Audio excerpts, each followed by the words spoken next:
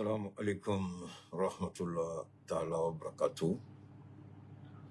Exactement 21h28, temps universel, heure locale. Nous allons aujourd'hui, Inch'Allah, avec le soutien de Dieu, l'accompagnement de Dieu, nous allons décortiquer ensemble les points saillants de notre actualité pour mettre à jour les mensonges, les manipulations, toutes choses qui méritent d'être clarifiées lorsque l'ennemi essaie par tous les moyens de nous distraire à travers des communications fallacieuses et mensongères.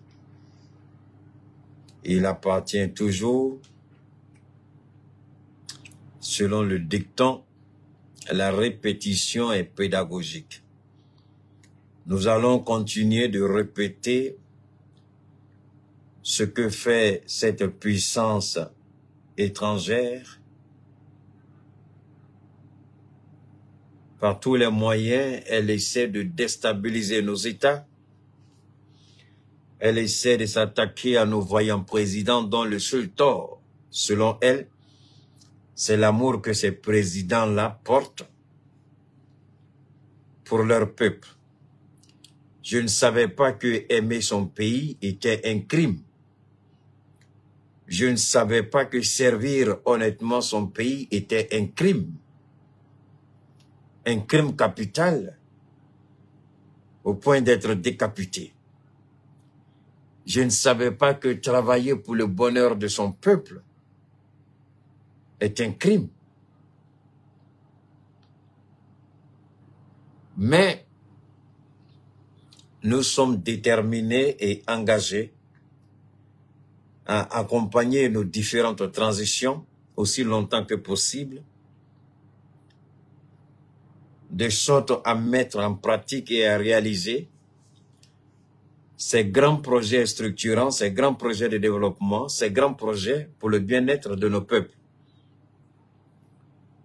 La mise en place de cette monnaie, la création de cette zone monétaire, faire en sorte que nous puissions avoir notre souveraineté monétaire et économique, décider par nous-mêmes, agir par nous-mêmes, déterminer par nous-mêmes.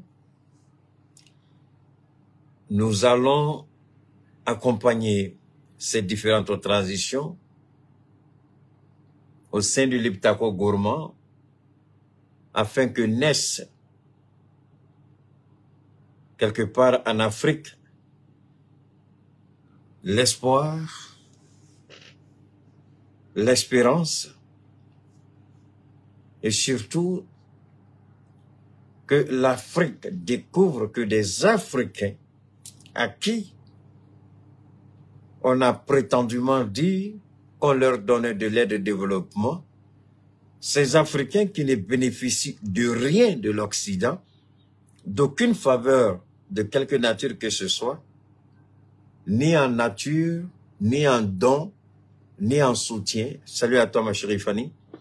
Donc nous n'avons aucun soutien de quelque nature que ce soit, de quelque pays étranger que ce soit. Aucune nation étrangère ne peut dire qu'elle nous soutient. Le seul soutien chez nous, c'est le soutien du peuple.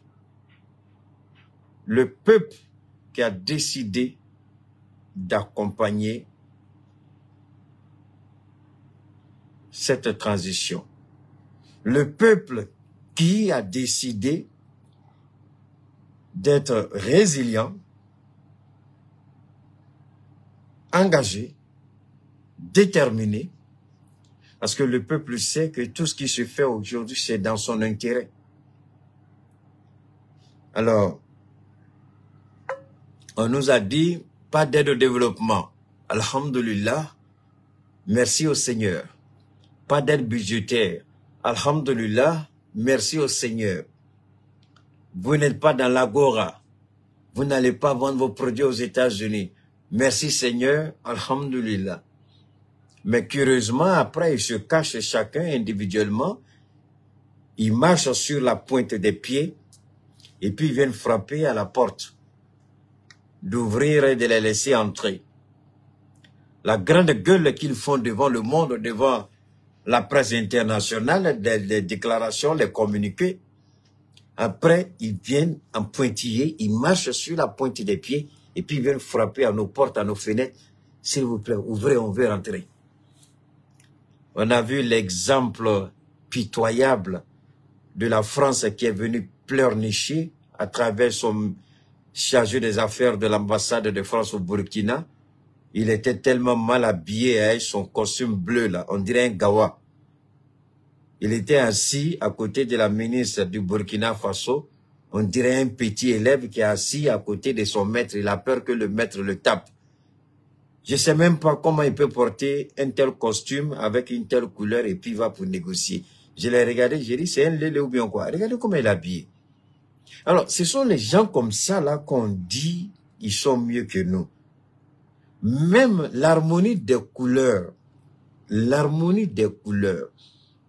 le costume, il n'arrive même pas à porter des costumes de façon décente. C'est vous qui dites habillement fait l'homme. On dit l'habillement ne fait pas le moine. C'est pas ce que je vous ai dit la dernière fois. J'ai dit ce n'est pas l'habillement qui vous donne de la valeur, mais c'est vous qui donnez de la valeur à l'habillement. Et c'est à travers ce que vous portez, on sait qui vous êtes. Si vous vous déshabillez, comme on a vu Beyoncé dans ces concerts-là, on sait quel genre de personne vous êtes, on connaît votre moralité. Si ça coûte de l'argent, il faut s'exhiber comme ça. Il y a une autre africaine aussi, là, je ne sais pas si elle est ivoirienne ou bien malienne ou sénégalaise. Aya Nakura aussi, il y a une façon, moi je la regarde. Chaque fois quand sa vidéo vient, je fais tout pour... Je bloque, mais ça vient toujours. Ça, c'est habillement, ça. Bon. Alors, donc, vous avez vu ce petit attaché des affaires de l'ambassade de France au Burkina. Ça faisait pitié. Il était assis comme ça, on dirait un gringalet. Alors, ensuite, vous voyez les Américains qui créent une chambre de commerce américano-malien. Au Mali ici, hein. Après avoir exclu le Mali de l'Agora, on crée une chambre de commerce américano-malienne. Moi, je regarde et puis je ris. Je dis, mais ceux-là même, là, est-ce que dans la vie, même, ils savent ce qu'ils veulent? Bon, le Premier ministre les a reçus. Et moi, c'est ça aussi souvent. Dieu merci, je ne suis pas un homme politique.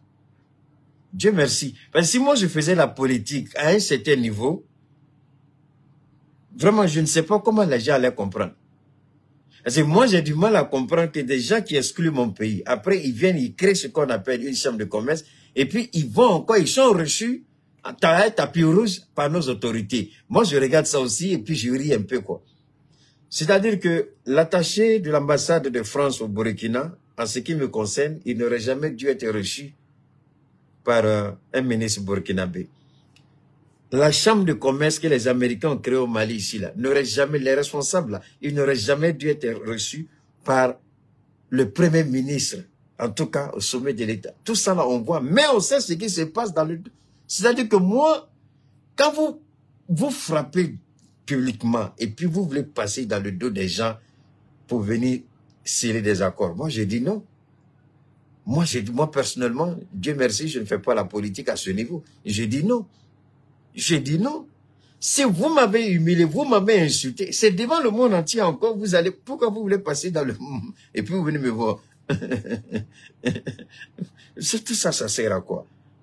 Tout ça, ça sert à quoi? On dit non, faut pas fermer la porte. Faut pas fermer la porte. Au contraire, tu deviens ridicule quand tu ouvres certaines portes. Tu deviens ridicule. Ça, c'est pas la diplomatie. Tu veux que je t'enseigne la diplomatie? Tu sais ce qu'on appelle la diplomatie? C'est ça que tu appelles la diplomatie? Mon ami, il n'y a pas de diplomatie si tu n'as rien. Il n'y a aucune diplomatie qui tienne. Il faut aller écouter ton président Laurent Gbagbo, ce qu'il a dit. Il dit, quand vous allez en Chine, et puis on chante l'hymne national de Côte d'Ivoire, vous êtes content, vous croyez que vous êtes égal, mais vous n'êtes pas, vous êtes petit devant la Chine. Ça, c'est pas moi. Ça, c'est Laurent Gbagbo qui a dit. Il dit, vous vous blaguez, on vous blague, mais vous n'êtes pas au même niveau que le gars. Mais c'est la réalité. Tu parles de quelle diplomatie ici, là? Il y a le monde, ça, là. Mali a pris décision contre les États-Unis. C'est pas les Américains qui ont pris décision contre le Mali. Hein? C'est que tu appelles diplomatie, là. Il n'y a pas la réciprocité. Nous, on ne fait que réagir. Tu as déjà vu nos États donner des coups. À l'exception du général Tiani. Oui, il a réagi et puis il a donné un bon coup par rapport à l'Union européenne où il a abrogé la loi contre l'immigration clandestine parce qu'ils ont sorti, le Parlement européen a sorti une bêtise, donc il a répondu au Parlement. Ça, c'est ce que tu appelles diplomatie. Bien, je t'apprends la diplomatie, mon ami. Ça, c'est pas la diplomatie. Ça n'a rien à voir avec la diplomatie. Ça n'ira nulle part. Une diplomatie qui ne t'avantage pas, c'est ça que tu appelles diplomatie. Une diplomatie qui ne te donne rien, c'est ça qu'on peut appeler diplomatie. Une diplomatie là où tu es humilié quelque part, et puis on vient t'ouvrir une petite porte, et puis tu vas t'asseoir, tu es content. C'est ça que tu appelles diplomatie. Je n'ai pas le temps de développer ça, mais il faut, quand tu viens sur la page de Keita, je dis toujours, élever le niveau élever le niveau. Hein? Alors donc, alhamdulillah, waouh. La CEDEAO, le 10 décembre, il y a un sommet. Mais le sommet,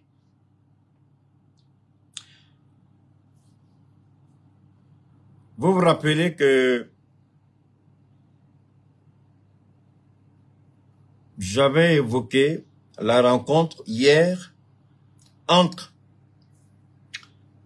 le président de la commission de la CEDEAO et Alassane Ouattara. Ensuite, je vous ai dit qu'Alassane Ouattara avait reçu un message clair de la part de Macron et qu'il devait transmettre le message de Macron au président de la commission avant le sommet du 10. Mais il y a une autre information que j'ai reçue aujourd'hui qui fait un peu rire. De quoi s'agit-il? C'est, je vais lire rapidement et puis on va continuer.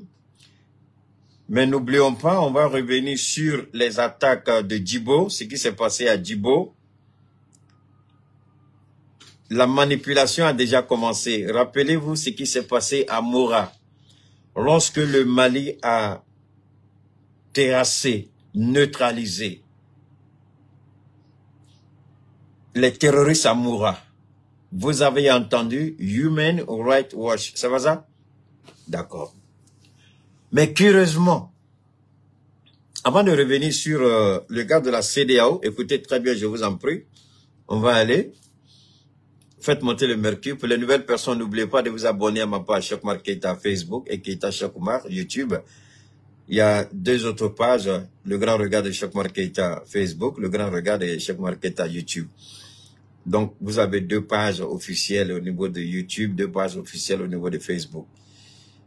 Mais pour le moment, on travaille avec Keita Cheikh Oumar YouTube, Cheikh Oumar Keita Facebook. Avant de revenir à la CEDEAO, parce qu'il y a beaucoup de choses à dire, il y a des choses très intéressantes par rapport aussi à la monnaie. Je vais vous faire écouter la déclaration qui a été, le communiqué final qui a été lu. Je me rappelle encore de ce jeune homme-là qui m'a envoyé, je n'ai pas son nom en tête, je reçois tellement de messages, je voudrais lui dire merci. Il m'a envoyé un message, je crois que le message était écrit en blanc, mais le support était rouge ou bien rose. Il doit se reconnaître. Il m'a envoyé le message pour dire Keita, merci beaucoup, vous êtes en avance sur votre temps. Voilà des choses que vous avez évoquées. Et en ce moment-là, moi, je n'avais pas encore eu vent, n'est-ce pas, du communiqué final des ministres des Affaires étrangères et des ministres de l'économie et des finances de l'AES. Alors, j'ai les deux communiqués que je vais vous faire écouter. Mais on va retourner au Burkina d'abord. Au Burkina, rappelez-vous de ce qui s'est passé à Moura. lorsque le Mali a terrorisé, neutralisé, exécuté, anéanti des criminels sans foi ni loi, après maintes surveillances, le Mali les a neutralisés. Les FAMA ont été héroïques. Les détracteurs du Mali en première ligne, la France et 2 ONG, Human Rights Watch et Amnesty International, en complicité avec la MINUSMA, ont produit un faux document, un document mensonger, truffé de mensonges sans aucune base de vérité. Et c'est Serge Daniel qui se faisait le relais de ce mensonge grotesque. Aujourd'hui, au Burkina, c'est un autre noir, un Africain, résident au Kenya,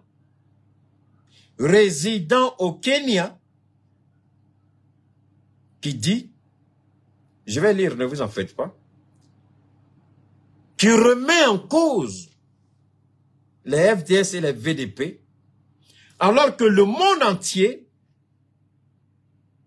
a regardé avec admiration, même si on n'aime pas le Burkina, malgré que les drones, les vecteurs de surveillance ont filmé les terroristes. Il n'y a eu point d'autre combat ailleurs que sur l'axe de leur point de départ vers le camp militaire de Djibo. On a écouté la narration, le narratif. En plus, on a vu les images qui accompagnaient la narration. Tout le monde a vu. Tout le monde a vu les images de l'attaque du camp militaire de Djibo du dimanche 26.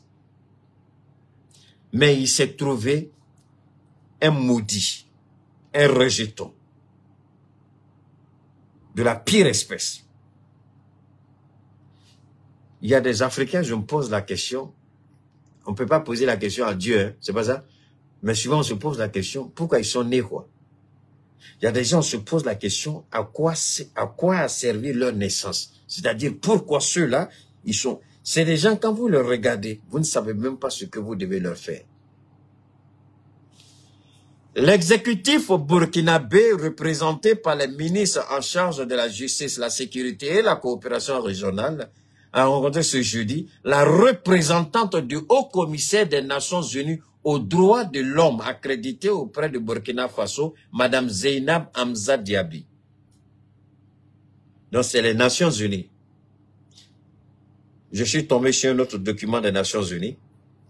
Il y a eu une rencontre Union africaine Nations Unies où je les ai vus en train de condamner, tenir tous les propos que vous voulez par rapport aux transitions militaires dans nos États.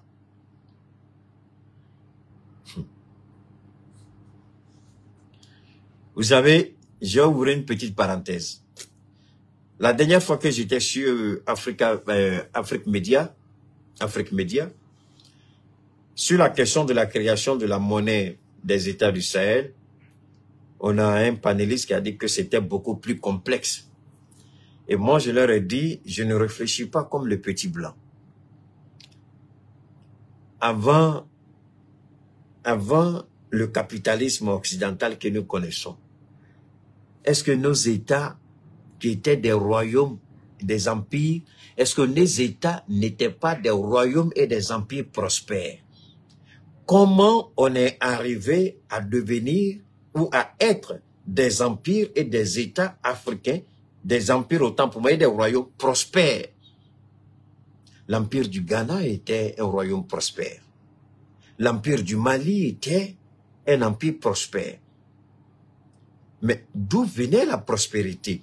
Sur quelle base on s'est justifié pour dire que nos empires, nos royaumes étaient des royaumes et des empires prospères? Sur quelle base? Donc, il y avait la prospérité avant l'occidentalisation de nos sociétés. Ça, c'est quelque chose qu'on ne doit pas oublier. C'est ce que j'ai dit à ce jour-là sur Afrique Média. Deuxièmement, je dis, avant, la télévision, c'était quoi? C'était blanc-noir. Les premières télévisions qu'on avait, c'était blanc-noir. Après, c'est devenu télévision en couleur. Pour faire un direct, on avait besoin de tellement d'instruments pour pouvoir faire une retransmission. J'ai dit, mais aujourd'hui, quand tu te réveilles, à peine dans ton propre lit, tu prends ton téléphone, tu fais ton direct, le monde entier te voit. C'est devenu plus facile de pouvoir parler au monde. J'ai dit, alors, pourquoi croyez-vous que pour créer notre monnaie, ça va être compliqué? Pour faire vivre l'économie, il faut les ressources. Ce sont les ressources naturelles qui font vivre une monnaie. Nous avons les ressources naturelles. Il faut un marché de consommation. Nous avons 80 millions de personnes, donc nous avons un marché de consommation. Tout ce qu'il nous faut maintenant, c'est de trouver des ingénieurs, si je peux, pour créer une monnaie, pour éviter la fraude ou la falsification. D'ailleurs, est-ce qu'on ne fait pas des faux euros, des faux dollars? On le fait tous les jours, même des faux CFA. Donc, personne ne peut interdire la falsification. Mais on fait tout pour réduire au maximum les fraudes. Alors, donc, créer notre monnaie, où est-ce qui est compliqué dedans? Les machines qui, avant, pour avoir ces machines-là, étaient compliquées. Aujourd'hui, il suffit de t'asseoir, tu commandes ta machine, tu as l'argent pour payer, on vient installer ta machine chez toi à la maison. On vient installer ta machine et puis tu payes. Sur quoi tu vas endosser ta monnaie? Avant, enfin, on nous a fait croire que c'est l'or.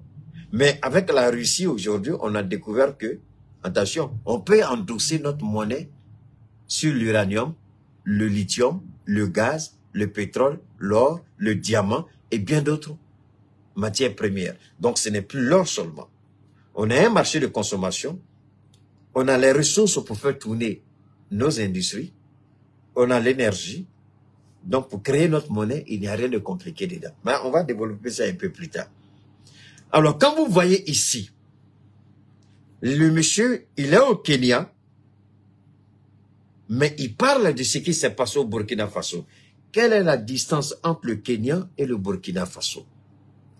À cet instant précis, à Djibo, qui était à Djibo au niveau de la représentation des Nations Unies sur la question des droits de l'homme?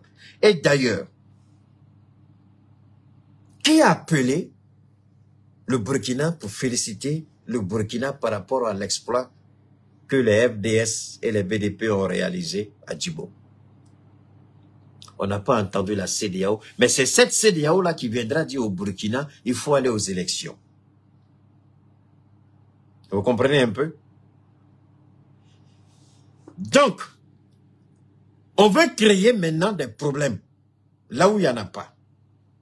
Mais rappelez-vous, le ministre centrafricain de la jeunesse, de passage à Bamako, pour féliciter le président Assimi et les FAMA, par rapport à l'exploit réalisé à Kidal, a dit, préparez-vous.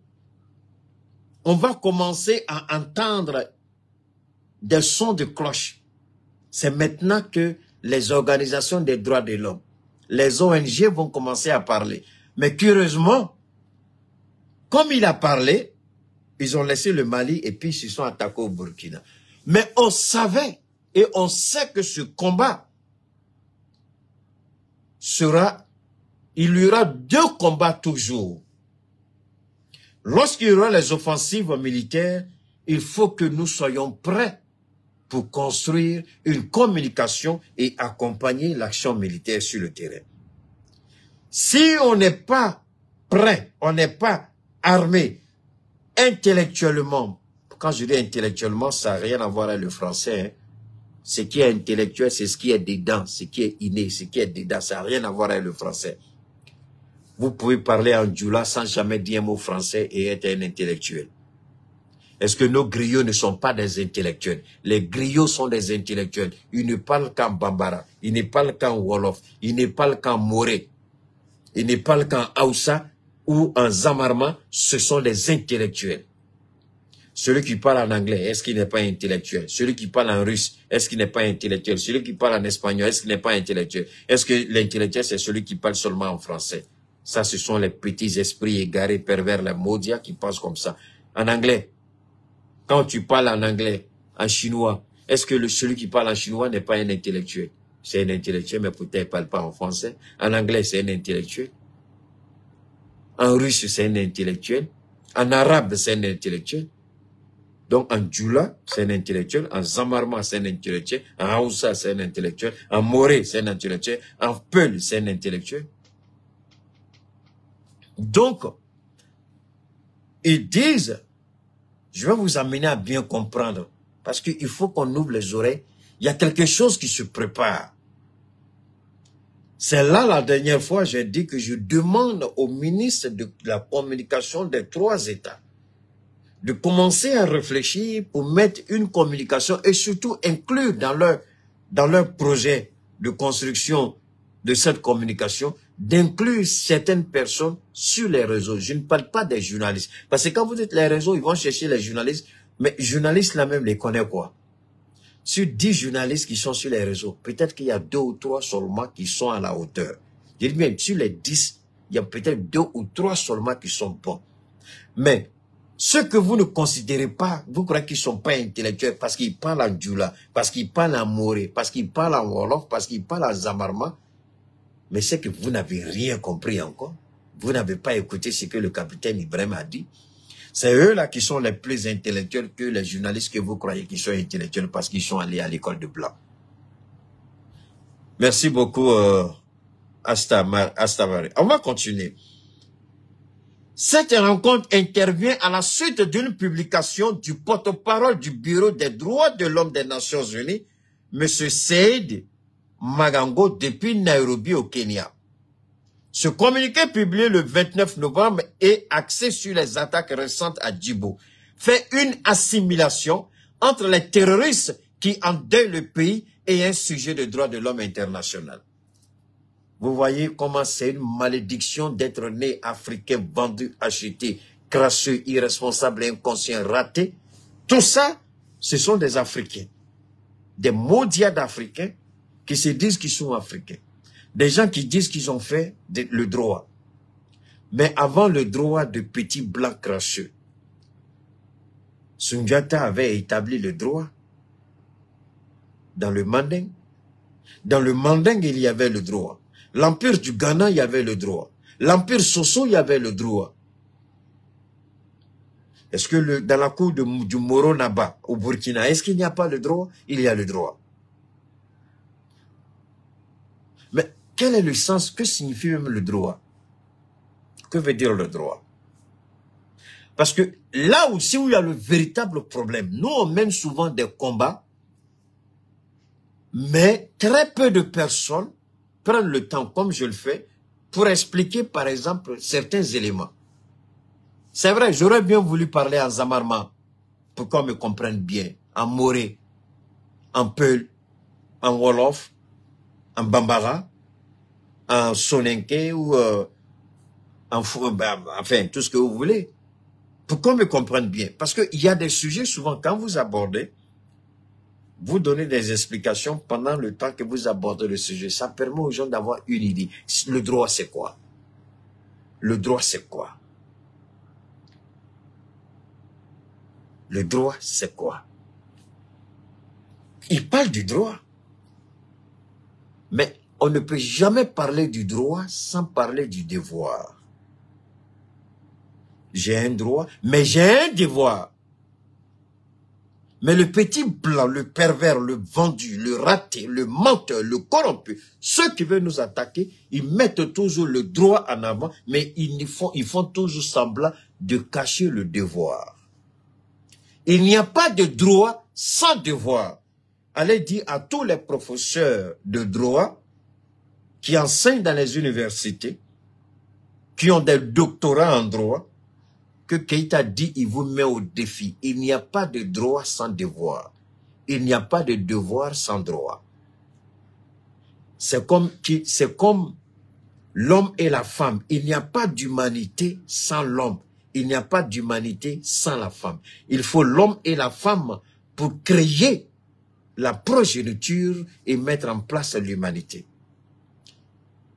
Depuis quand vous avez vu un homme et un homme aller ensemble et puis quelque chose est sorti dedans? Depuis quand vous avez vu une femme et une femme aller ensemble et puis quelque chose est sorti dedans? C'est quand l'homme et la femme vont ensemble que quelque chose sort. Ce qui sort, c'est la progéniture. C'est-à-dire, la descendance est assurée. Les générations à venir sont assurées. C'est la même chose avec le droit. Comment vous parlez du droit, mais vous ne parlez pas du devoir. Si vous dites, les terroristes qui ont été tués, leurs droits ont été bafoués. Mais quel était leur devoir? Leur devoir était de respecter les droits des autres. Est-ce que j'ai dit quelque chose ici? Parce que ça, il faut que nos communicants officiels arrivent à développer ce narratif. Quand vous parlez de droits, le droit de ceux qui ont été tués, mais quels étaient les droits de ceux qui ont été tués? Quels étaient leurs devoirs vis-à-vis de ceux à qui ils apportent la désolation? Donc on nous dit que, je n'ai pas terminé, on va continuer de lire. Le gouvernement estime qu'en tant qu'État parti, il n'était pas indiqué d'assimiler le Burkina Faso au même titre que les terroristes. Vous voyez?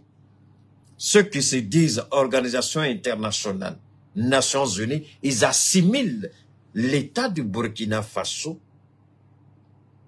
aux terroristes criminels. Mais alors, que fait cette organisation par rapport à Israël? Israël qui est en train de liquider tout un peuple, le peuple palestinien. Que fait les Nations Unies par rapport à ce qui se passe?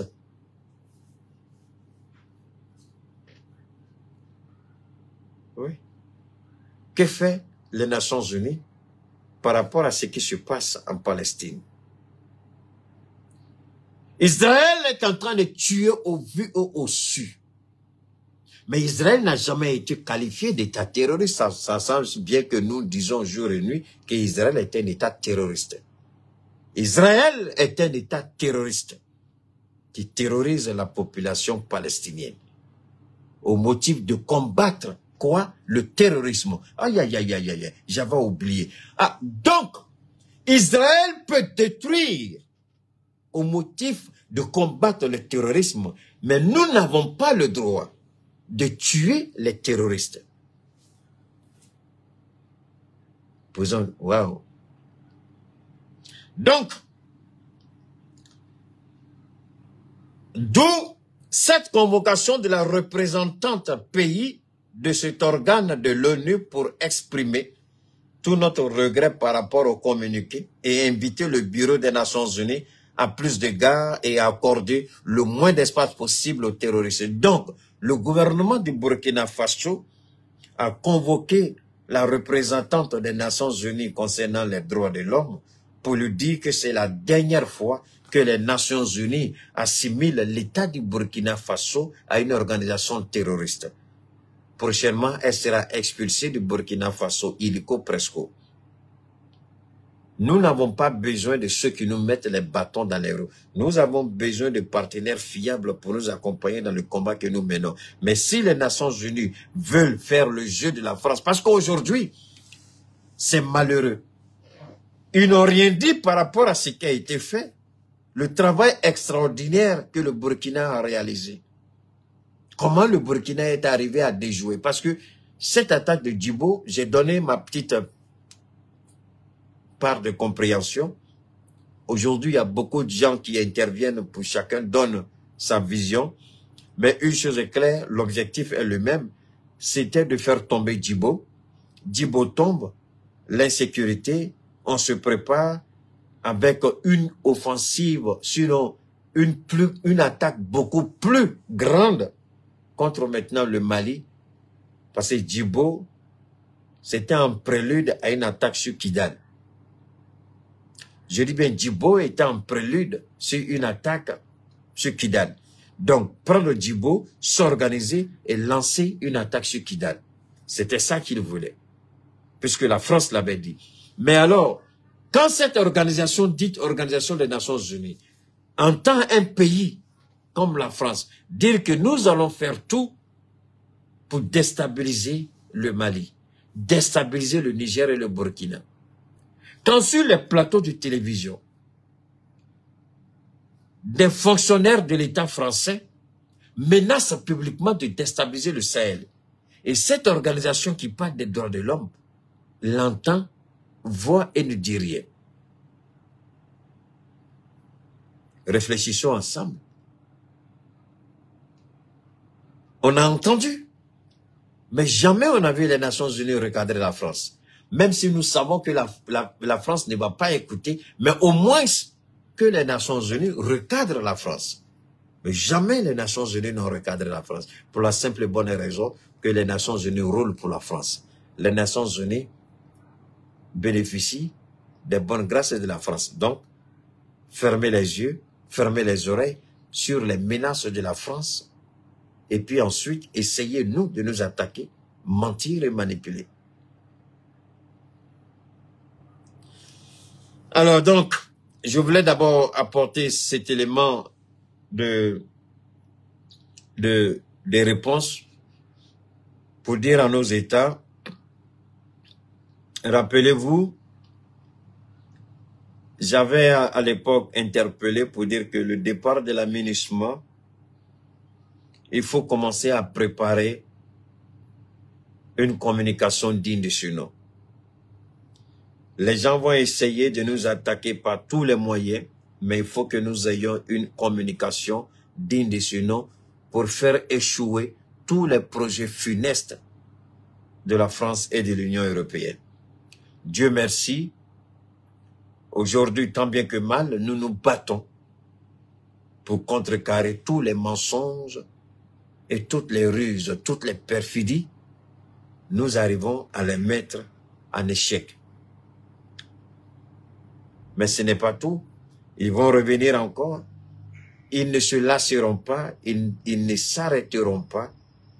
Tant que notre monnaie, même après avoir créé notre monnaie, même après avoir créé notre marché commun, même après avoir mis sur place notre fédéralisme, ils trouveront toujours quelque chose à dire. Ils continueront toujours. Alors, ce qui va nous amener à écouter ceci, parce que c'est important pour nous que chacun puisse entendre. Le Mali, le Burkina Faso et le Niger ne veulent plus se limiter à une coopération militaire. L'Alliance des États du Sahel décide d'aller vers une intégration économique et financière. Pour ce faire, les experts des trois pays se sont réunis pour identifier les organes et les mécanismes à mettre en place pour atteindre les objectifs fixés par les plus hautes autorités transitoires dans les trois pays. Les travaux des experts ont été examinés par la rencontre ministérielle sur le développement économique. Ils ont reconnu la nécessité de mettre en place un fonds de stabilisation pour faire face aux différents chocs et la création d'une banque d'investissement de l'AES. Les ministres ont relevé la nécessité d'aller vers une véritable union économique et monétaire de l'AES. Selon le ministre burkinabé de l'économie, des finances et de la prospective, des principes doivent désormais guider les actions dans les trois pays du Sahel affaiblis par la crise sécuritaire et des sanctions de certaines organisations régionales et même internationales. Premièrement, le principe de la solidarité. Nous sommes trois États. Chaque État a peut-être ses réalités, mais nous avons beaucoup de choses en commun. Et il est important que dans nos réflexions, nous puissions penser AES et non penser Mali, penser Burkina ou penser Niger. Deuxième élément, c'est l'affirmation de la souveraineté économique. Et donc, toutes les actions que nous allons mener doivent conduire à cette souveraineté économique. L'Alliance des États du Sahel a une large superficie et une population majoritairement jeune. Deux atouts que les gouvernements de transition veulent exploiter à fond au profit des peuples. Une population de 80 millions, c'est une force de frappe. Les grandes puissances européennes, elles ont entre 50 et 80 millions. Nous avons une superficie de près de 2 800 000 km², avec des richesses immenses. Il faut une bonne gouvernance. Cette réunion des ministres de l'économie et des finances sera sur. Alors, vous avez entendu, Ça, c'était d'abord au niveau des ministres de l'économie et des finances qui ont identifié des priorités. C'est-à-dire, désormais, comme je l'ai toujours dit, il ne faut plus penser Burkina, mais penser AES. Je suis heureux que c'est le ministre de l'économie de Burkina Faso qui a eu à soulever cela. Rappelez-vous, en introduction de notre intervention du jour, j'ai dit que à la place de la ministre des Affaires étrangères de Burkina, je n'allais jamais recevoir comment on appelle ça, le chargé des affaires de la France. Non. Cela ne veut pas dire que le gouvernement du Burkina Faso, maintenant celui qui a parlé de diplomatie, j'espère qu'il est là, maintenant je vais répondre, parce que quand on avait Keïta, on ne se précipite jamais. Keïta est une bibliothèque vivante. Keïta est un livre ouvert. C'est un disque dur qui a emmagasiné plein de choses. Et sa capacité de rétention, d'emmagasiner son stockage est illimitée. Je reviens. Quand je dis la ministre à sa place, je n'allais pas le faire, cela ne veut pas dire que le Burkina n'allait pas. En d'autres termes, il y a ce qu'on appelle, il y a un directeur de cabinet, il y a un chef de cabinet. Au regard de l'attitude de la France, c'est le directeur de cabinet ou le chef de cabinet qui aurait dû recevoir le chargé des affaires et non la ministre des Affaires étrangères de Burkina. Cela rabaisse le Burkina.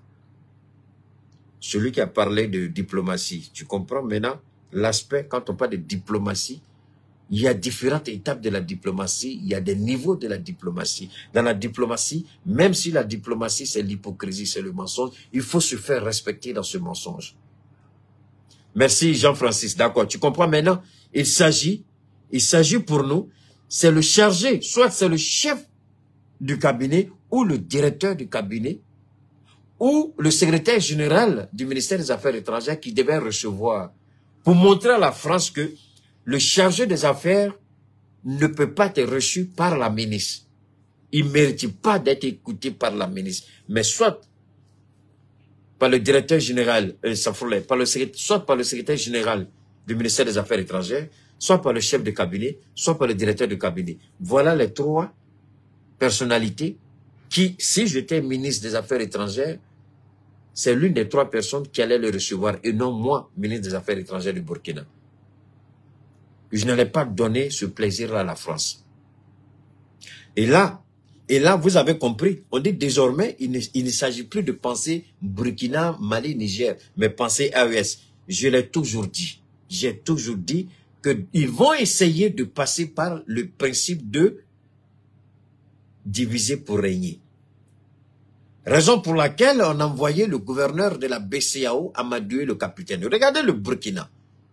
Deux personnalités vont... D'abord, c'est la France qui donne des ordres à la BCEAO, à la CEDEAO, et c'est le chargé des affaires de la France qui va voir la ministre et le gouverneur de la BCEAO va voir le capitaine. Pour quelle raison? Pourquoi cela? C'est là que le Burkina doit réfléchir. C'est là que tous les trois présidents doivent commencer à réfléchir. Nous sommes pauvres. Le Burkina ne reçoit aucune aide. Le Burkina ne reçoit ni aide budgétaire, ni aide au développement, ni quoi que ce soit. Et je suis étonné que même le capitaine ait décidé de recevoir le gouverneur de la BCEAO. Et là encore, je le dis, ça n'engage que moi. Je suis un peu déçu que le capitaine ait reçu le gouverneur de la BCEAO. Je le dis, je suis déçu. Même le ministre de l'économie et des finances n'aurait pas dû recevoir le gouverneur de la BCEAO. C'est-à-dire, c'est le secrétaire général de la présidence ou le directeur de cabinet de la présidence qui aurait dû recevoir le gouverneur de la BCEAO. C'est-à-dire, il faut que nos responsables apprennent à se donner de la valeur. Moi, je dis toujours aux gens, je dis, moi, si vous ne me donnez pas la valeur, je me donne la valeur. Si vous ne me respectez pas, je me respecte. Si vous ne me donnez pas une certaine valeur, mais qui va vous respecter? Et moi, j'ai été déçu, je le dis. J'ai été déçu que le capitaine ait reçu le gouverneur de la BCEAO. Je le dis. Même si demain le capitaine m'appelle à l'audience, je lui dis, ça a été une erreur de votre part. Vous n'aurez jamais dû accepter ça.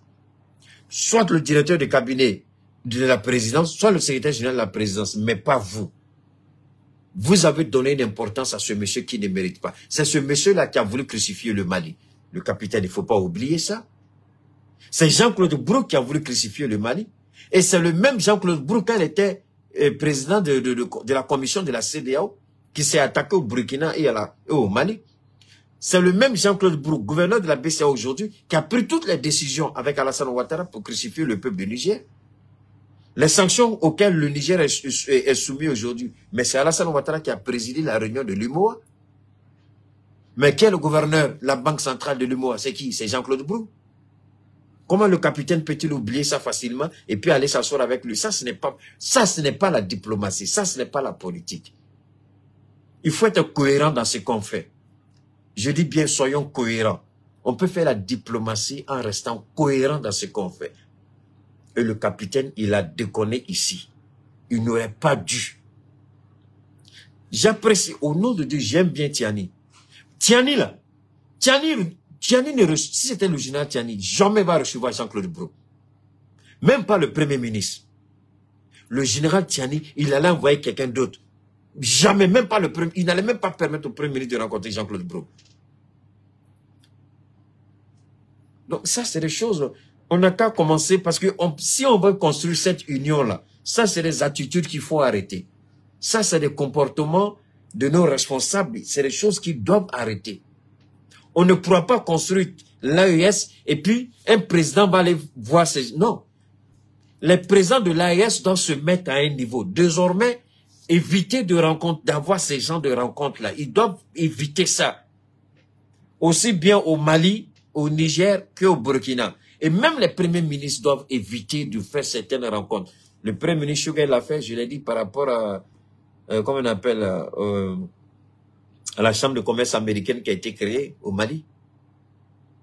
Mais, attendez, s'il veut rencontrer le premier ministre ne peut pas demander à son directeur de cabinet, à son chef de cabinet, de les rencontrer. Pourquoi lui va les rencontrer?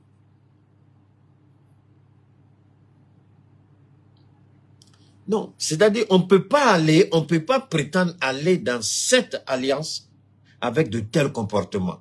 Et le premier ministre du Mali, il aime trop recevoir les gens. Moi, je ne sais pas trop. C'est vrai que c'est un politicien. On ne fait pas tout. Je n'ai jamais dit de fermer une porte. Je veux qu'on me comprenne bien. Je n'ai jamais dit de fermer une porte. Je dis, mais il y a des moments où il y a des personnes, on ne les reçoit pas. Le directeur de cabinet est là. Le chef de cabinet est là. Le secrétaire général est là. Donc, si ce n'est pas le directeur de cabinet, c'est le chef de cabinet ou c'est le secrétaire général. Pourquoi c'est le président ou le premier ministre? Pourquoi? Et Choguel ici, c'est vrai qu'il aime bien, je le respecte beaucoup, mais là aussi, il a tapé pour tout moi. J'ai dit, moi, je ne dis pas que ce que je dis est forcément juste. Je dis en ce qui me concerne. C'est une erreur qu'il a commise. Mais lui, il peut te dire qu'il n'a pas commis d'erreur. Ça n'engage que moi ce que je dis. C'est la même chose que je dis pour le capitaine. C'est une grosse erreur qu'il a faite. Il n'aurait jamais dû recevoir Jean-Claude Brou. Jamais. Jean-Claude Brou pouvait être reçu soit par son directeur de cabinet, son chef de cabinet, le secrétaire général de la présidence. Et ce connerie qu'ils ont créé là, cette merde-là des Américains là, Choguel n'avait pas besoin. Parce que, bon, notre premier ministre aussi, le problème c'est que il veut rencontrer tout le monde. Bon, nous sommes en transition. Il n'a pas besoin de faire plaisir à tout le monde. Moi, je ne sais pas. Pourquoi il veut forcément... Parce que tous les gens viennent, il les reçoit. Il dit non, moi je suis désolé. Assimi ne dira jamais pourquoi il le fait. Il est libre de le faire, mais je trouve que par moment, il doit éviter. Parce qu'en voulant recevoir trop les gens, Choguel va s'exposer lui-même dangereusement. S'il veut recevoir tout le monde, Choguel va s'exposer dangereusement. Parce qu'un jour, il y a des rencontres qu'il va avoir, croyant qu'il aura bien fait, mais les gens vont faire la récupération et puis l'allumer. L'allumer. Et puis ça, là, il n'aura pas 2 mots à dire. C'est-à-dire, on ne doit pas rencontrer tout le monde. Non. On est à une période charnière très, très délicate. La création de notre institution. La création de notre organisation. Donc, à cet effet, on ne doit pas se distraire avec ces multitudes de rencontres par-ci, par-là. On n'a pas le temps pour ça. Construisons d'abord notre union. Créons d'abord notre monnaie. Mettons en place notre marché. Toutes ces rencontres-là, quelle est l'utilité de tout ça? Quel est le sens? Bon, Ibrahim, tu as reçu le gouverneur de la BCEAO là. Ça a changé quoi dans la vie du Burkina? Il faut nous dire, Ibrahim, ça a changé quoi? Zéro. Bon, chacun est en train de recevoir les gens n'importe comment. Ça change quoi dans la vie du citoyen malien? Zéro. Zéro. Je dis bien zéro. Ça a changé quoi? Zéro. Mais c'est quand on va travailler et mettre notre organisation en place. Tous ceux-là, on est pressé pour les recevoir. Ils vont courir, venir. On est pressé pourquoi? On les reçoit pourquoi? Ils vont courir pour venir. Quand ils vont courir pour venir, on saura quel langage il faut tenir avec eux. Maintenant, vous avez écouté. Il faut créer une banque centrale. Je vais ramener encore. Il faut créer, j'espère qu'on pourra se retrouver. De mettre en place un fonds de stabilisation pour faire face aux différents chocs et la création d'une banque d'investissement de l'AES. Bon, un fonds de stabilisation et la création d'une banque d'investissement. La question que chacun doit se poser, vous et moi, avec quelle monnaie on va créer ce fonds de stabilisation? Avec quelle monnaie on va créer cette banque d'investissement?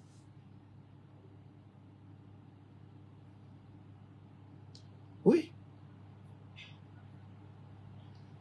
Posons-nous la question. Avec quel argent? Avec l'argent de la colonie? Avec l'argent colonial, nous allons créer un fonds de stabilisation. Avec quoi? Avec l'argent de la France? L'argent qui est fabriqué en France? La France qui nous combat? La France qui donne instruction à la CEDEAO?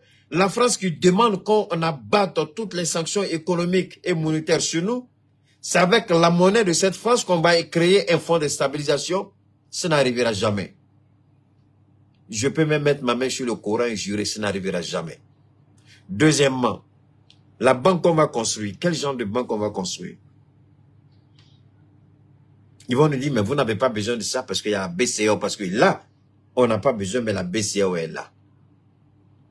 Donc, on va créer une banque qui va concurrencer la BCEAO. Une banque qui sera à la hauteur, parce que pour créer notre banque, avec quoi nous allons créer notre banque? Avec quoi nous allons créer notre banque?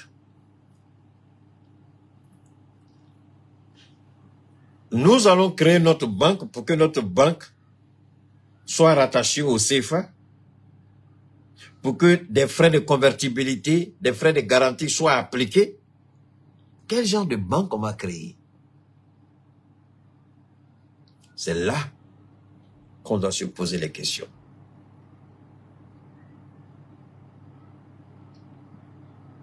Donc, la banque que nous allons créer, ce sera exactement comme les BRICS. Les BRICS, ce n'est pas l'or. Non, Fanny, l'or, là, tu es encore derrière. Non, l'or, c'est fini. L'or, ça, c'est avant. L'or, c'est avant. C'est pas aujourd'hui. Aujourd'hui, là, il y a beaucoup de choses qui peuvent garantir une monnaie et puis une banque. Maintenant, regardez les BRICS. Les BRICS, quand ils ont créé leur banque, ils sont restés silencieux. Et curieusement, c'est la guerre en Ukraine qui a montré la force et la puissance des BRICS. Les gens ont oublié. Je vous en prie, écoutez-moi très bien. Écoutez très bien. Et puis, n'oubliez pas de partager au maximum. Abonnez-vous à ma page Cheikh Oumar Keïta, hein, Facebook, et puis Keïta Cheikh Oumar, YouTube. Abonnez-vous, faites monter le mercure. Maintenant, écoutez très bien. Écoutez très bien, je vous en prie. La banque, regardez les BRICS. On a créé les BRICS. Ils se voyaient tous les... On a prédit la chute. On a dit ça n'ira nulle part. On a dit ça ne vaut rien. Comment ils peuvent créer leur banque? Comment ils vont créer? On a dit tout. Pour créer une banque, il y a ceci, il y a cela. Chacun a raconté sa petite vie. Tous les grands experts étaient invités sur les plateaux. Chacun venait raconter sa vie de misère, misère, misère. Mais pendant ce temps, les 5 pays sont restés tranquilles. Ils n'ont pas... C'est pourquoi j'ai dit, je demande au Premier ministre, au président d'arrêter, c'est-à-dire que restons cachés pour grossir. Ça, dogoni ne beke ça belebele. Ça, dogoni ne beke ça belebele. Miliambi do flabu jugoro kage ça belebele. Na kumba bi kuno. C'est comme ça que les BRICS là sont restés cachés et puis ils sont devenus balèzes. Aujourd'hui, les BRICS arrivent à défier le dollar, les États-Unis, l'Union européenne. Il n'y a pas une organisation financière au monde qui peut faire peur aujourd'hui aux BRICS. Même pas la Banque mondiale. Encore moins le FMI. Ils sont restés dans l'ombre pour devenir forts et puissants. Mais l'important, c'est quoi? Qu'est-ce qui s'est passé? Quand la guerre en Ukraine a commencé, c'est là que le déclic pour les BRICS, c'est là que l'amour des BRICS a commencé à éblouir beaucoup de pays, beaucoup de dirigeants. Pendant qu'on a prédit l'hécatombe, la destruction, la chute de l'économie russe, les BRICS ont soutenu Poutine. Il est resté à l'intérieur. Donc, les sanctions n'ont eu aucun effet en réalité sur l'économie russe. C'était pas tout. Poutine était encore dans une autre organisation, OPEP plus la Russie, organisation des pays exportateurs de pétrole, plus la Russie. Donc, la Russie, comme aujourd'hui le Sahel, la Russie aujourd'hui regorge de ressources naturelles illimitées, incommensurables. Donc, pendant qu'il frappe la Russie ici, le peuple dit non, on ne peut pas, c'est un partenaire, nous on ne rentre pas dans la politique. Donc, vous voyez comment Poutine a organisé intelligemment, il est rentré, on a cru que c'était, c'est-à-dire, il a pris son temps, il s'est bien organisé, il s'est bien, et puis il s'est bien implanté. Donc, les BRICS aujourd'hui sont devenus une force incontournable. Aucune sanction aujourd'hui des Américains, de l'Union européenne, de la Banque mondiale, du FMI, ne peut aujourd'hui influencer un pays membre des BRICS. Ils ont suffisamment de ressources au sein de leur banque pour faire ce dont ils ont envie de faire. Et c'est vers cet exemple que tend aujourd'hui l'AES. Créer cette banque, créer un fonds de stabilisation, mais en même temps, créer une monnaie unique. Au sein des BRICS, il n'y a pas une monnaie unique d'abord. La Chine a sa monnaie, l'Inde a sa monnaie, le Brésil a sa monnaie, la Russie a sa monnaie. L'Arabie Saoudite qui a été acceptée a sa monnaie. Je crois l'Égypte aussi vient avec sa monnaie. Et puis il y a d'autres pays qui ont été acceptés qui viennent avec leur monnaie. Mais ils sont en train de réfléchir pour mettre une monnaie commune pour le commerce entre les États membres. Chaque État a sa propre monnaie. Mais je crois qu'ils auront une monnaie. Mais dans tous les cas, c'est la même chose. Les Européens, ils ont l'euro. Mais est-ce qu'ils ne commercent pas avec les Canadiens par rapport au dollar canadien? Ils commercent avec le Canada. Ils commercent avec les Américains qui ont le dollar américain, le dollar canadien, le dollar australien. Donc, c'est des choses qui peuvent se faire. Vous pouvez avoir votre monnaie au sein de votre organisation et commercer avec toutes les autres entités qui ont leur propre monnaie. Seulement, vous devez avoir une monnaie forte qui est bien endossée, une monnaie qui doit résister au choc, une monnaie qui est une monnaie stable, une monnaie qui est une monnaie puissante, une monnaie qui ne se limite pas seulement, comme on le voit aujourd'hui, à l'or. C'est pourquoi dans les BRICS, ils ont développé, ils ont dit désormais, ne créez plus votre monnaie et l'endosser uniquement à l'or. Il faut mettre un basket en place. Un basket, il peut avoir le lithium dedans, il peut avoir le gaz dedans, il peut avoir le pétrole dedans, il peut avoir l'uranium dedans. Et c'est sur ça que nous sommes en train de travailler. Donc, créer notre banque d'investissement, ce sera avec notre monnaie à nous. La monnaie peut s'appeler le Sahel, la monnaie peut s'appeler AES, la monnaie peut s'appeler l'Iptako, la monnaie, peu importe le nom qu'on va donner, mais on aura cette monnaie. Alors maintenant, le 10 décembre, la CEDEAO dit, nous n'allons pas, comme la CEDEAO dit, Nous, le commissaire aux affaires politiques de la CEDEAO, Abdel Fattah Moussa, affirme que la CEDEAO, la Communauté économique des États de l'Afrique de l'Ouest, a seulement suspendu l'examen d'un tel scénario en espérant que les sanctions feront leur effet. Voilà un Africain qui espère que les sanctions tuent au maximum les Nigériens. Est-ce que vous avez entendu? Souvent, quand les gens ils font la rédaction des communiqués, ou du moins quand ils parlent, moi je ne suis pas une voix officielle. Il y a des propos que je peux tenir. Mais je vous en prie, je vais vous amener à écouter les propos d'un officiel. Est-ce qu'une personne douée de bon sens, une personne avec une moralité impeccable, une moralité propre, une personne digne de ce nom peut tenir un tel langage? Et dit, Moussa affirme que la Communauté économique des États de l'Afrique de l'Ouest a seulement suspendu l'examen de l'intervention militaire en espérant que les sanctions tuent le maximum de Nigériens. Ce n'est pas moi qui le dis. Le test est là. Vous n'avez qu'à entrer sur les moteurs de recherche. Vous mettez le commissaire aux affaires politiques CEDEAO. Qu'est-ce qu'il a dit? Ça va sortir. C'est ce qu'il a écrit. Donc, ils espèrent que les sanctions tuent au maximum. Que les sanctions détruisent au maximum l'économie du Niger.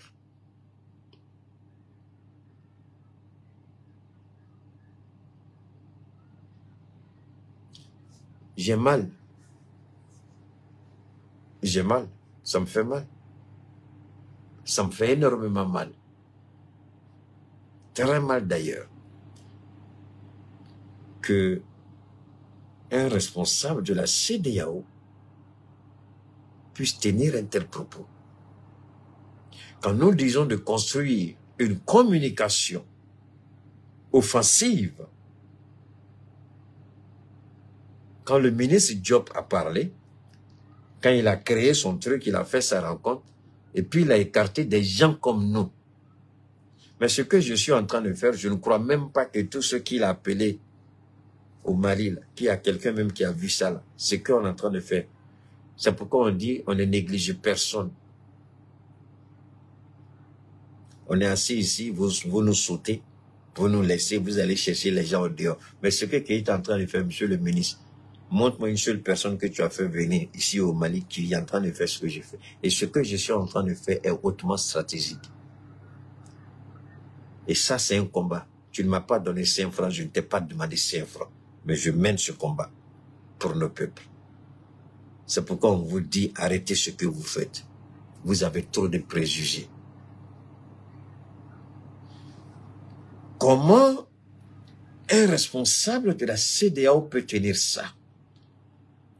Nous, notre espoir au sein de la CEDEAO, c'est que les sanctions détruisent l'économie du Niger. Les sanctions mettent à genoux l'économie du Niger. Les sanctions tuent le maximum des Nigériens. Notre souhait, c'est que les sanctions amènent la population du Niger à se révolter contre les autorités de la transition. Voilà ce que dit la CEDEAO. Donc pour eux, ils disent qu'ils sont toujours prêts, ils ont toujours l'intention d'intervenir militairement. Bon, si c'est la France qui vous met encore la pression pour tenir de tels propos, votre mort est égale à votre vie. C'est-à-dire que, comment vous dites même, votre absence ou bien votre mort, c'est-à-dire que mourir même est mieux que vous soyez en vie même. Je parle de ce gars-là. Sa mort même, bon, un gars comme ça, qu'est-ce qu'il faut souhaiter pour un gars comme ça? comment on peut être criminel, sadique, indifférent, pendant que le Parlement de la CEDEAO demande la levée imminente des sanctions, parce que c'est la population qui en pâtit. Lui, simple petit fonctionnaire raté, mal élevé, mal cultivé, déraciné, un pervers, il dit notre souhait, c'est que les sanctions détruisent l'économie du Niger et que la population se révolte. Si tel est le cas, il n'y aura pas d'intervention. Mais tant que la population sera résiliente, déterminée à soutenir, donc ce qu'il dit, tant que la population va soutenir la transition, la CEDEAO se donne les moyens d'intervenir militairement. Donc finalement, ce n'est pas les autorités de la transition que la CEDEAO veut détruire, mais c'est la population du Niger que la CEDEAO veut assassiner. Ce n'est pas moi, c'est une réflexion, ce n'est pas moi, c'est ce qu'il dit. Ce n'est pas moi, c'est lui. Tant que la population sera résiliente, tant que la population va soutenir la transition, nous avons l'option militaire sur la table. Mais dès l'instant où la population va se révolter contre la transition, il n'y aura plus d'option militaire, on viendra en secours à la population pour les dégager. Voilà ce qu'il dit. Et tant que la population sera derrière eux pour les soutenir, alors on va massacrer cette population-là et puis installer Bazoum sur un cimetière. Voilà ce que dit la CEDEAO. Ça fait honte. Ça fait honte. Maintenant, ça c'est ce qu'ils disent. Si le capitaine Traoré, il était en visite hier dans une localité, il a dit que les Burkinabés ont dû constater que les missiles utilisés pour défendre le camp militaire de Djibo, ce sont des missiles qui n'ont rien à voir avec les missiles que l'armée utilise d'habitude. Donc la puissance de feu de ces missiles-là n'a rien à voir avec les missiles qui ont été utilisés par le passé. Si ces images que nous avons vues, que vous avez vues, ces images qui circulent sur les réseaux, si la CEDEAO estime que ces images-là, c'est du montage et c'est pas vrai, bon, ils sont libres de venir attaquer le Niger. Les images qu'ils ont vues, parce que nous allons les tuer sans détruire le Niger. On est en train de tuer les terroristes au Mali, au Niger, au Burkina, sans détruire notre pays. Contrairement aux Américains qui détruisent tout un pays juste à cause d'une personne. Mais nous, on extermine des milliers de personnes sans détruire nos pays. Et si vous croyez que ceux-là, ce n'est pas notre souhait, ce n'est pas, on touche du bois, on ne souhaite pas, mais personne d'entre eux, personne, toute personne qui va mettre en tête, qui vient pour combattre le Niger, en tout cas en quittant sa famille, qui disent organiser des funérailles pour moi parce que je sais que je ne vais pas revenir. Au moins c'est une certitude. Mais maintenant, comment tu vas pas revenir, c'est ça parce que ce qui s'est passé à Djibo, si ça ne vous donne pas suffisamment à réfléchir, vous pouvez toujours encore réexaminer votre intention d'intervenir. Nous devons comprendre une chose, ce qui se joue aujourd'hui. Le Liptako Gourmand va créer un marché commun de près de 80 millions. Nous allons avoir une banque centrale. Nous allons avoir une monnaie commune, une zone monétaire. Nous allons faciliter, il y a un communiqué encore qui le dit, faciliter la libre circulation entre les trois États. Il faut éviter que nos États, toutes mes excuses, que nos États ce que nous voyons au niveau de la CEDEAO, que cela ne se produise pas au sein du Liptako Gourmand. au sein de la CEDEAO, on parle de l'intégration des peuples, mais quand vous quittez le Burkina et que vous voulez entrer en Côte d'Ivoire, faites semblant, laissez l'avion, et puis, moi je l'ai fait une fois, j'ai laissé l'avion, je dis je vais voir la qualité de nos frontières. J'ai fait un petit voyage, mais j'étais surpris de voir le comportement et l'attitude des douaniers dans les différents postes. Et souvent, je leur posais la question, mais attendez, l'intégration des peuples, qu'est-ce que vous en faites? Ah non, ça c'est les politiques, ils ont dit pour eux ici, là, c'est pas comme ça. J'ai dit, ah bon, c'est pas comme ça. C'est pourquoi nous insistons et nous demandons à nos autorités. L'échec de la CEDEAO à réaliser l'intégration des peuples doit interpeller nos différents responsables pour faire en sorte que l'intégration au sein de l'Iptako Gourma ne soit pas un échec. Plus l'intégration va réussir, plus la monnaie aura une valeur. Plus l'intégration va réussir, plus la création de richesses, la création d'emplois, la création d'industrie, tout ce que vous voulez, sera une réalité. Donc pour nous, c'est important et c'est fondamental de tenir compte de tous ces éléments. Aujourd'hui, quand nous parlons du Liptako Gourma, nous parlons d'une force, une force indéniable. Cette monnaie, la monnaie du Liptako Gourma, n'aura rien à voir avec le CFA. Et la France sait que si la monnaie du Liptako Gourma réussit, devient une monnaie excellente, la France sait que l'appétit vient en mangeant.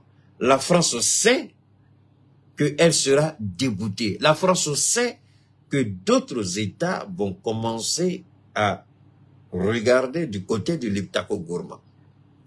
Des États comme le Togo. Des États, pourquoi pas, comme le Cameroun. Bien d'autres États seront intéressés à intégrer la zone monétaire. La simple bonne... C'est quoi ça là? Quitte ici, c'est... Quitte là. La simple bonne raison, tout simplement, la simple raison,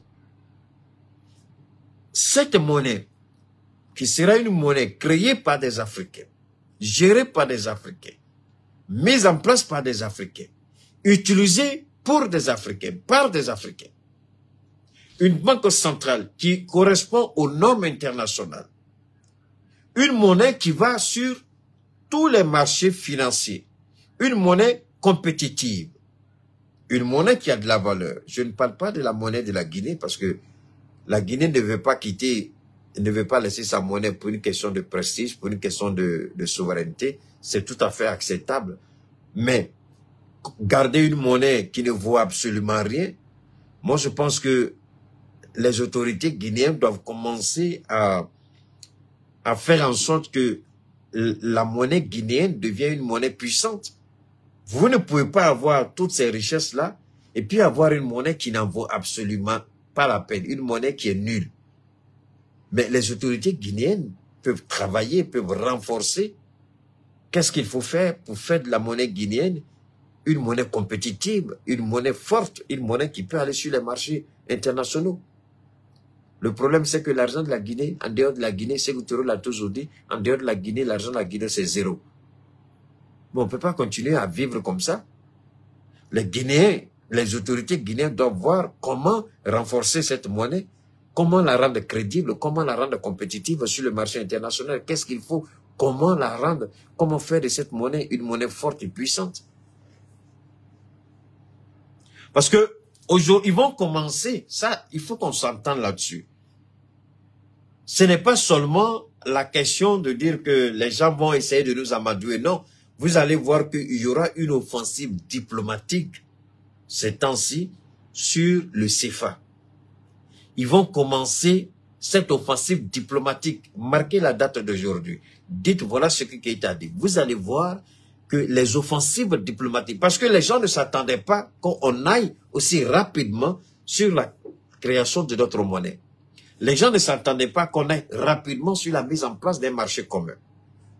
Les gens se sont dit, Ils vont juste créer une organisation, une institution juste sécuritaire. Alors que j'avais dit, je me rappelle bien que ça ne suffit pas. Il faut aller au-delà de la sécurité. Je l'avais dit dès les premiers jours de la création de l'Uptako Gourma. J'ai dit oui, c'est bon, mais il faut aller au-delà. Il faut créer un fédéralisme entre les États. Fédérer les peuples. Moi, je parle de fédéralisme des peuples, je parle d'intégration des peuples. Les États, et comme le Burkina l'a dit, il faut arrêter de trop penser Burkina, Mali ou Niger, mais passons plutôt à AES. C'est important pour nous. On peut avoir cette monnaie. Et cette monnaie, c'est la clé de notre sésame pour notre développement. On a des défis communs. On est confronté aux mêmes réalités. Mais Dieu merci, nos États sont les États les plus riches en Afrique. Mais on a fait croire que ce sont des États pauvres, enclavés, désertiques. Mais dans les communiqués, qu'est-ce qu'il a été dit? Il faut créer une ligne de transport aérien de l'AES. C'est ce qui a été décidé par les ministres de l'économie et des finances. C'est-à-dire que, au lieu que le Mali crée la compagnie Air Mali, il est demandé désormais que les 3 États créent une compagnie. Ça, c'est un. Il faut développer le trafic ferroviaire entre les 3 États. C'est-à-dire que le train va circuler. Le train part de Bamako au Burkina, Niger. Du Niger, il revient à Bamako. C'est-à-dire Bamako, Ouaga, Ouaga, Niamey, Niamey, Bamako. Donc, développer le trafic comme ça, à l'intérieur, marchandises comme passagers. Développer, et la question du train n'est pas forcément le train juste, la question de l'avion, ce n'est pas seulement à l'intérieur des trains, non. Désormais, nous avons une population de 80 millions. Il faut créer une compagnie digne de ce nom qui peut compétir avec Royal Air Maroc, Kenyan Airlines, qui peut aller jusqu'en Australie, au Canada, aux États-Unis, mettre en place des avions de haute technologie, des avions capables et créer une compagnie aérienne puissante pour les 3 États. Chaque État apporte un capital. Et puis on crée. Et d'ailleurs, ce sera la chose la plus extraordinaire que le monde ait jamais connue. En tout cas en Afrique. Créer cette compagnie aérienne ensemble. Deuxièmement, la question du fluvial, c'est-à-dire du bateau. Toutes ces initiatives, ce sont tous ces grands projets, c'est le Mali qui les a avancés en Russie. Mais que va-t-il se passer? Vu qu'il y a un intérêt et un engouement, donc désormais, les choses vont aller beaucoup plus vite avec l'adhésion des autres pays. La création de ce port-là, à partir du fleuve Niger. Donc, ouvrir un canal, les 3 États se mettent ensemble, c'est-à-dire que le poids financier deviendra beaucoup plus léger. C'est-à-dire qu'au lieu que le Mali lui seul ouvre un canal, si je prends un exemple, on dit qu'il faut 20 milliards pour ouvrir le canal. Sur les 20 milliards, le Burkina dit moi j'apporte 7 milliards. Le Niger dit moi j'appelle 10 milliards. Ça reste combien? Le Mali dit moi aussi j'apporte 10 milliards. Donc, au lieu de 20 milliards, on a 27 milliards. Ou bien tous les pays disent, on sait 20 milliards, mais chaque pays dit, moi on apporte 10 milliards, on a 30 milliards. Donc sur les 30 milliards, on ouvre un canal assez grand pour que de gros bateaux puissent entrer jusqu'au Mali. Et à partir du port du Mali, directement, il y a des lignes, il y a des trains marchandises qui prennent directement à partir du Mali, Burkina, Mali, Niger. Donc, on n'est plus enclavé, on n'est plus sous la menace de qui que ce soit. On développe ça. C'est la chose la plus simple. Et puis ensuite, les industries, on regarde, 80 millions. Mais attendez, le riz, le sucre. Nous, on produit notre sucre chez nous. On produit notre farine chez nous. On produit notre riz chez nous. On raffine notre pétrole chez nous. On exporte notre gaz. On crée une usine de montage. Dans un premier temps, on peut créer une usine de montage de véhicules chez nous. J'ai dit une usine de montage de véhicules d'abord chez nous. On regarde les 3 États, il faut installer l'usine avec des succursales dans les 2 autres pays. On monte les véhicules, on les vend. Un marché de 80 millions, c'est énorme. C'est énorme. Et on fait en sorte que la population bénéficie des retombées de nos ressources naturelles, comme l'a fait l'Arabie Saoudite, le Qatar, et comment on appelle ça, les Émirats Arabes Unis, le Koweït, Muammar Kadhafi, la Libye. On développe, et puis nos régions. Donc, ça, c'est des projets. Les gens, ils voient toutes ces choses-là. Ils savent que si on nous laisse aller jusqu'au bout, c'est fini. On nous a trop menti. Le mensonge est dévoilé. On peut réussir au niveau de l'agriculture. Mais attendez, il y a le grenier. Le Mali, c'est le grenier de l'Afrique. Avec la zone, comment vous appelez cette zone-là? Avec, comment on appelle ça, l'office du Niger. Développer l'office du Niger. Mais on aura l'autosuffisance, c'est fini pour nous. Mais le Mali deviendra, comme le général Tiani l'a dit, l'Eldorado, la terre promise. Vous allez voir que tous ceux qui sont sur le point de prendre maintenant, d'aller risquer leur vie à la Méditerranée, ils ne le feront plus. Désormais, c'est le Mali. Et même les Ivoiriens viendront balayer nos maisons ici. Eux qui ont la grande, ils vont venir balayer maison ici. Pour la simple bonne raison que ce sera l'Eldorado de l'Afrique. Tout ça, c'est possible. Rien n'est impossible. Rien n'est impossible. Il faut juste avoir de la détermination, l'engagement, et puis construire une armée jamais égalée en Afrique. Non pas par le nombre pléthorique comme au Nigeria ou en Afrique du Sud, mais par l'expérience, par l'engagement, et par les moyens conséquents, des moyens technologiques mis à la disposition de nos forces armées. J'ai vu un petit article où quelqu'un disait comme ça que Orange et puis enfin les compagnies de téléphone là ont commencé à avoir de sérieux soucis avec un opérateur russe qui va venir exploiter au Mali, au niveau de la communication. Mais, vous connaissez très bien que s'ils viennent, le prix forcément, communication satellitaire, nous on est tous sur satellite, pourquoi ça va coûter cher? Donc finalement, on aura une communication, c'est-à-dire qu'à partir du satellite, c'est l'ensemble des 2 800 000 km², parce que la compagnie russe qui va venir va exploiter les 80 millions. La compagnie russe ne vient pas seulement pour exploiter au Mali, mais exploiter le Liptako Gourma. Donc, Orange au Burkina, Orange au Niger, Orange au Mali, ils seront obligés soit de suivre l'opérateur russe en cassant les tarifs, ou bien carrément ils vont plier bagages et puis partir. Donc, chaque fois que quelque chose de bien sera fait, vous allez vous rendre compte que dans notre espace, les coûts de communication, les coûts de connexion à Internet, les forfaits Internet, tout ça, ça va prendre un coup. On aura des usines de production de quoi? De pagnes, que ce soit les pagnes, les tissus, tout ça, autre là. Une chose est certaine, nos chefs d'État sont en train de travailler sur un projet et c'est trop balèze. C'est pourquoi je dis toujours, il y a quelque chose de grand et de très grand qui est en train de se préparer. Mais, il y aura une communication qui va faire croire que rien de bon ne peut être fait avec ces présidents-là. Et on va essayer de carter du revers de la main le travail extraordinaire qu'ils sont en train d'abattre au motif que ce sont des soldats.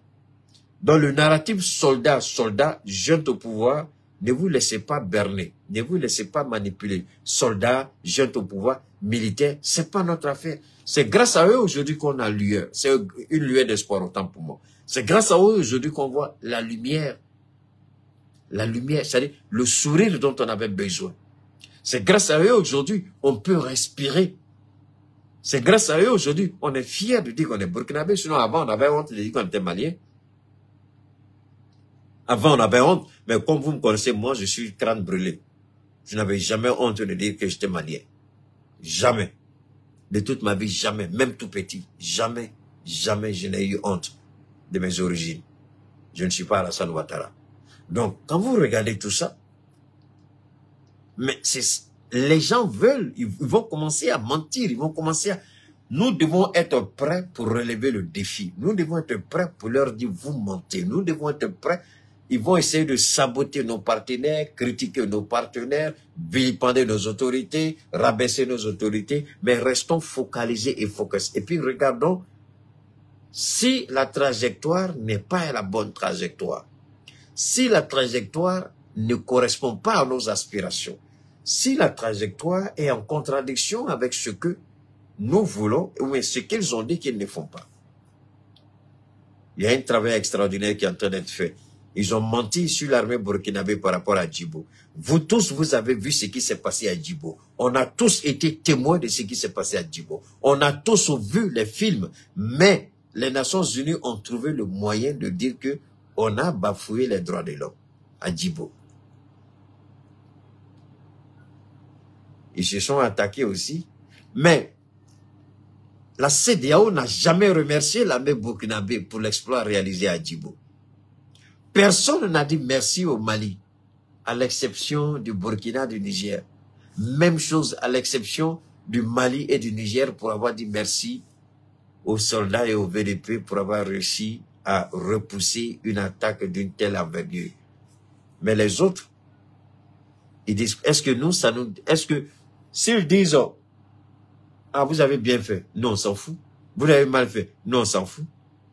Comme dit ma soeur Fanny, nous on est là et puis on les regarde.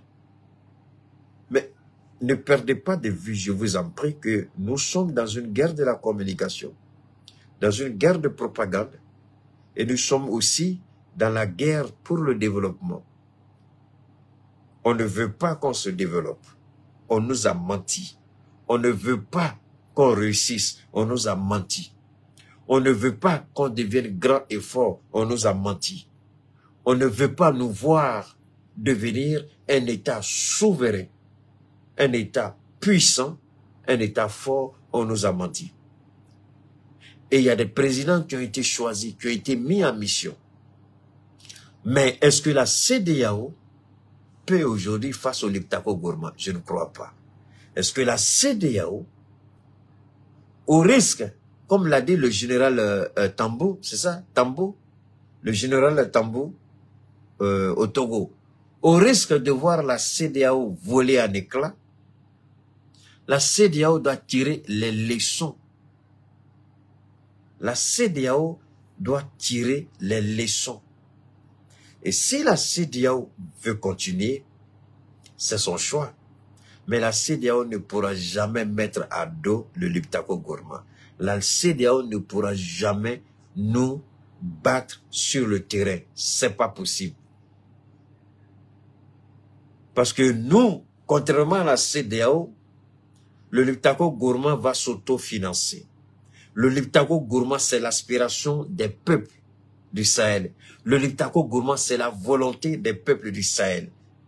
Il n'y aura pas une main étrangère, il n'y aura pas un financement étranger, il n'y aura personne qui viendra nous dire ce que nous avons fait. C'est notre chose à nous. C'est la différence avec la CEDEAO. Donc, contrairement à la CEDEAO, le Liptako Gourma est l'émanation de la souveraineté de nos peuples. Général Toumba, merci. Donc, ils peuvent menacer. Est-ce que ça va nous effrayer? Est-ce qu'on ne s'attend pas à ces menaces? On s'attend à ces menaces, on est prêt à les écouter. Mais, est-ce que nous, cela va nous empêcher? Parce que ce sommet aussi aura pour objectif d'essayer de nous mettre les bâtons dans les roues, nous empêcher d'aller loin, nous empêcher d'atteindre nos objectifs. Alors nous devons commencer à construire une communication pour casser toutes les aspirations, tous les projets, pour détruire tout ce qu'ils sont en train de mettre en place contre nous. Parce que ce projet, le sommet du 10, c'est pour briser le Liptako Gourma. Et ils ont reçu le soutien financier, les encouragements politiques, diplomatiques de la France et de l'Union européenne. Mais, est-ce qu'on a peur? Celui qui est mouillé, a-t-il peur de se jeter dans l'eau? Non. Est-ce qu'on a peur de l'Union européenne? Est-ce qu'on a peur de la France? On a chassé la France. On a chassé des représentants de l'Union européenne. On a même abattu des drones américains. On a peur de quoi? La question, c'est que ceux-là, ils ne sont pas venus là parce que c'est une main obscure, une main étrangère qui les a imposés. Ceux-là, nos dirigeants, c'est la volonté des peuples. Mais, bon,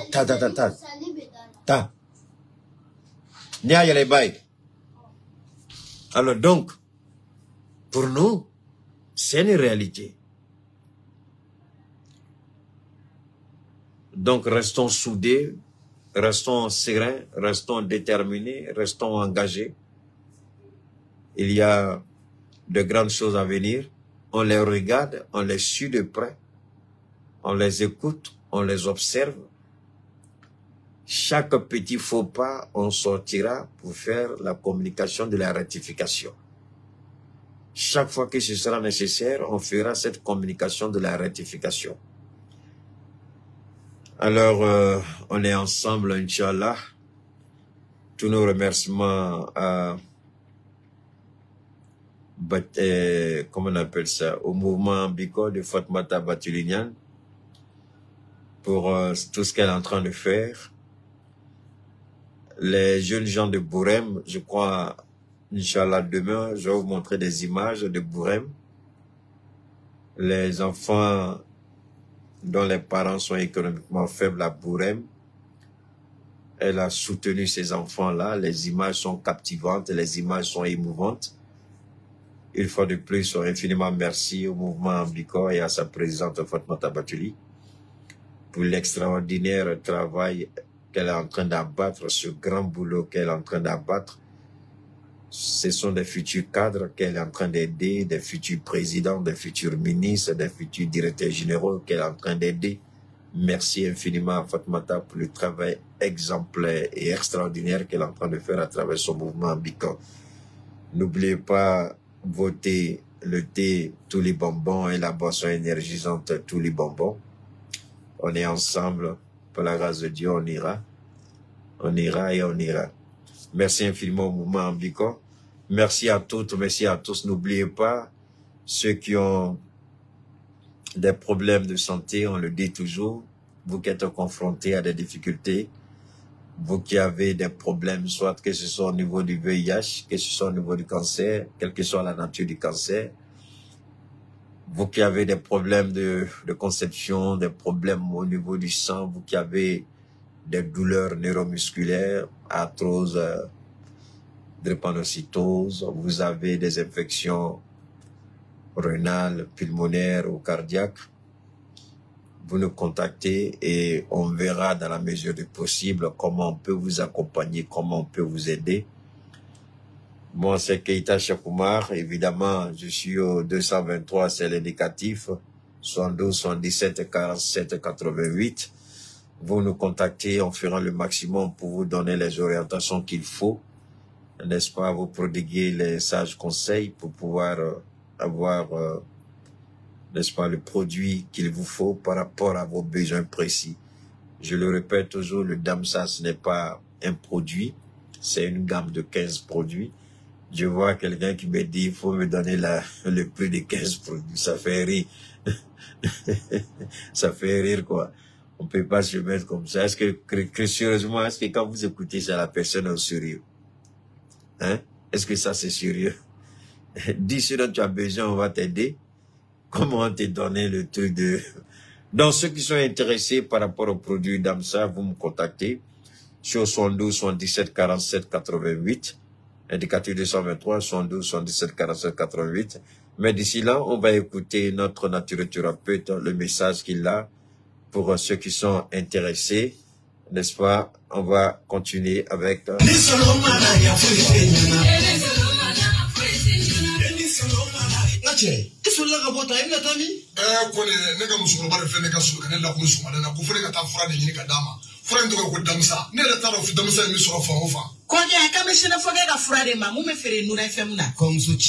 Fura in ka ɲi kosɛbɛ, fura in tɔgɔ de ko Damsa. Kabini ne ye fura in sɔrɔ waati min na, n lafiyara. ne dɔ banna dɔrɔn n bɛ taa dɔ ta k'a daminɛ mɔgɔ joli sira bɛɛ lajɛlen fura in bɛ boli a bɛɛ lajɛlen na. mɔgɔ bɛ fili i niyɔrɔ dumuni ma nka i niyɔrɔ kuma e ti fili o ma ne yɛrɛ de ye sinafɔkɛ ye a ye fɛn o fɛn fɔ fura in na a bɛ fɛn kɛ min ka jugu ni nin bɛɛ ye. n ko don dɔ la ne dɔnbaga dɔ y'a terimuso su ka kɛ ne ka fura in kan k'a san musokɔrɔba ko ale dan t'a denmuso ka kɔnɔdimi in ban cogo la tuguni nka a dara la don kelen a ye bidɔn 1 san o kɔfɛ a nana bidɔn 5 de san sisan ne n'o kɛra teri k'a sababu kɛ ala ni den in furakɛli kama ala barika la bi n'i y'a ye jamana ɲɛmɔgɔ sera ka papiye ta k'a di an ma n'an ka ma ko carte professionnelle o tɛ kɛ gansan ni ko ma kɛ ko t'i dɔn fura in bana mana k'i farikolo fan o fan fɛ a bɛ don k'a sama k'a bɔ farikolo la pewu k'i lafiya k'a kɛ i n'a fɔ i bolo cogo damisa fura lakika don o kɔfɛ an ye sɛgɛsɛgɛli kɛ fura wɛrɛw la kɛrɛnkɛrɛnnenya la i n'a fɔ diabète ani tension ka an tɛgɛ da a bana kisɛ yɛrɛ kan walasa an ka se ka mɔgɔw nafa ni a ye k'o fara damisa ko in kan ni ala sɔnna ma an ka se ka mɔgɔw bɔ u ka degun kɔnɔ.